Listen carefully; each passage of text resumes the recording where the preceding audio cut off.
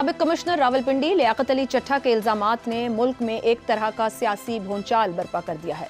Commissioner जैसे अहम ओहदेदार का रावलपिंडी डिवीजन में 13 हारे हुए उम्मीदवारों को जितवाने का इल्जाम इतना संगीन है जिसकी तहकीकात को लाजमी तौर पर किसी मंतकी नतीजे तक पहुंचना चाहिए। लियाकत अली चट्ठा के इल्जामात से कई अहम और हल तलब सवालात भी जन्म ले रहे हैं, जैसे कमिश्नर ने आरओ ना होते हुए कैसे इतनी बड़ी धांधली कर ली, उनके पास क्या ठोस सबूत हैं कि उन्होंने आरओज के साथ मिलकर धांधली की, ये धांधली किसके कहने पर की गई।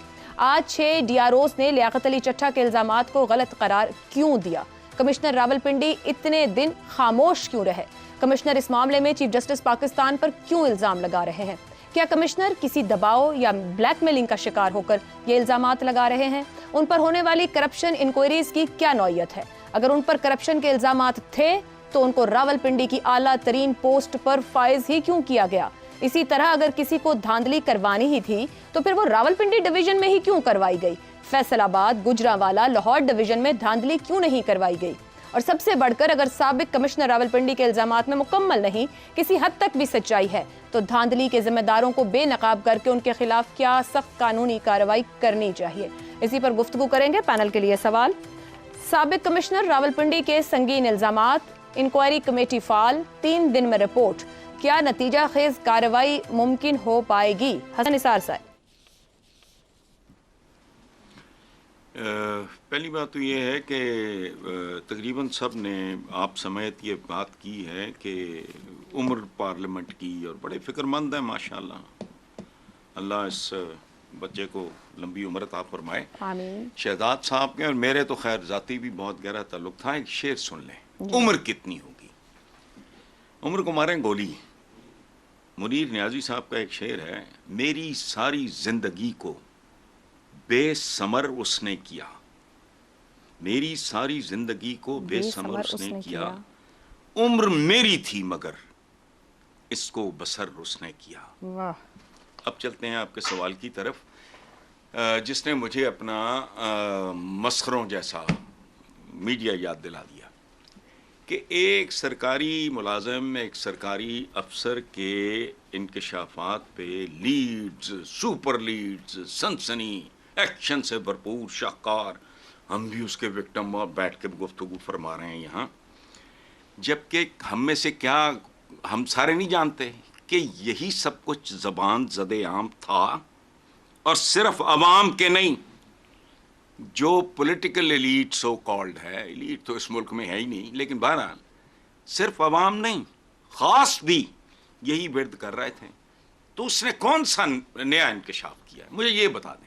और ये कहना कि इसको नहीं पता तो उसको नहीं पता तो उसकी ये पोजीशन हो, भाई कमिश्नर के इल्म में ना हो को बात, इस्लामाबाद से मेरा ख्याल है 1 सीट भी नहीं मिली पीटीआई को, मतलब कॉमन सेंस भी होती है ना। एक है सर, एक है 3 अभी एक तो है। बस। लेकिन हसन साहब, जब आप कह रहे हैं जितनी ज़बानें, बेशक कोई जितनी भी बात करे, मगर आप इतने बड़े और अहम इंतजामी ओहदे पर बैठे हो, जाहिर बात है फिर आपने प्लानिंग से एग्जीक्यूशन तक काम किया है, उस शख्स का उस ओहदे पर मौजूद होना सवालिया निशान है, और फिर वो इतने दिन खामोश रहे, अपनी जगह एक सवालिया निशान है, फिर कोई सबूत नहीं सामने रखे, ये मैटर नहीं करता है, इल्जाम पर ही चलेगा सब कुछ। सबूत देखें ना, देखें बात सुने, कायदे आजम की एम्बुलेंस के साथ क्या हुआ सबूत है।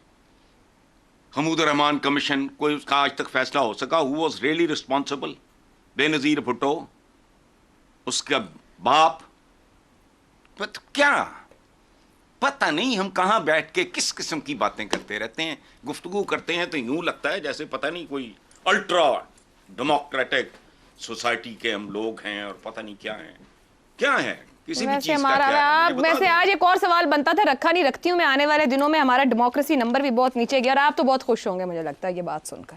खैर, नीचे नहीं गया, है ही नहीं है सर, है कुछ 3% से ऊपर। 33 साल हो गए लिखते लिखते, अब लोगों को समझ आनी शुरू हुई है इस मुल्क में डेमोक्रेसी न थी, न है, न होगी। दुरुस्त।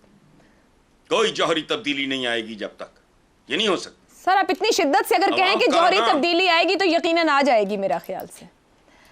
शहजाद साहब, मैं आपकी तरफ जौहर हो तो जौहरी तब्दीली आती है। शहजाद साहब, साबिक कमिश्नर के इल्जामात पर हर तरह की आरा सामने आ रही है, गुज़श्ता हम कई घंटे से देख रहे हैं। कमिश्नर की ज़हनी सेहत पर भी यहाँ तक के सवाल उठा दिए गए। करप्शन के इल्जामात, ब्लैकमेलिंग का शिकार या किसी और का खेल खेलने के इल्जामात हैं। क्या क्या मुमकिन हो सकता है? ये कोई मामूली ओहदा नहीं है जहाँ वो बैठे थे।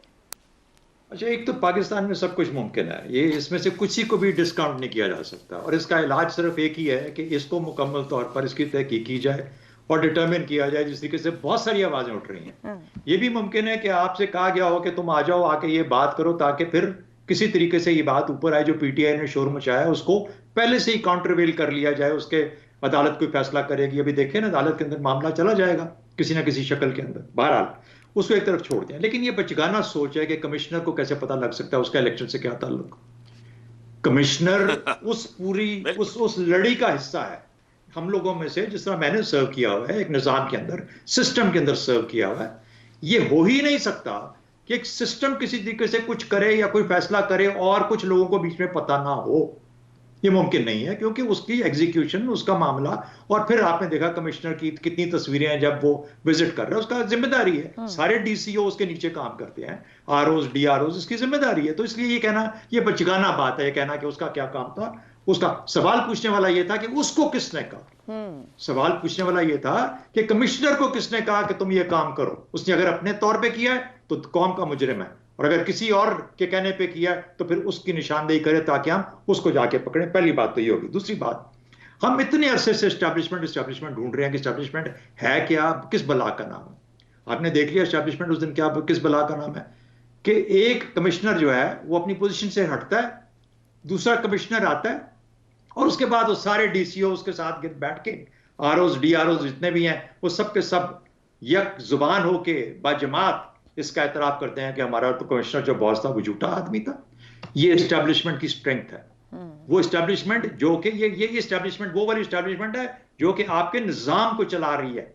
ये आपका ब्यूरोक्रेटिक एस्टैब्लिशमेंट है, जिसने आपको मजबूर किया कि आप अपने बड़े को आप ज़हनी तवाज़ुन खराब करके उसको शामिल कर। तीसरी बात, हमारा निजाम क्या है? जब आपने एस्टैब्लिशमेंट वो चीज है जो किसी को पागल डिक्लेयर कर सकती है, जो कि आपके इस केस में हुआ। ठीक, इसका इलाज क्या है? इसका इलाज ये था, इसकी मुकम्मल तहकीक की जाए।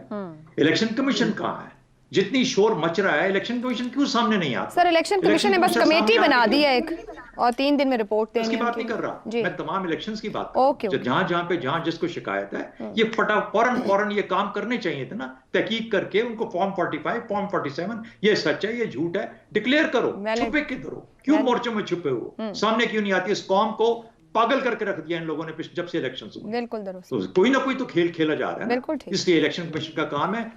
इसी वजह से एक चट्टा नहीं, पता नहीं कितने चट्टी और उठेंगे भाई, जब तक आप सामने क्लियर होके डिक्लेयर नहीं करोगे कि सच ये है और झूठ ये है, या ये हमारी नजर के अंदर ये सच है, उस वक्त तक ये मामला उठते रहेंगे। तो इसका हल ये है कि इलेक्शन कमीशन फाइनलाइज करे रिजल्ट्स को, और जितने भी मामलात हैं, जो मुकदमात हैं, उनको हल करे, ताकि लोगों को पता लगे कौन कितनी सीटें लेके जीता है, ताकि गवर्नमेंट का जो अमल है उसको मुकम्मल किया। ठीक है जी, दुरुस्त मालूमात देने में ताखीर पूरे सिलसिले को मशकूक कर रही है। ब्रेक के बाद अबसार साहब और ज़ैगम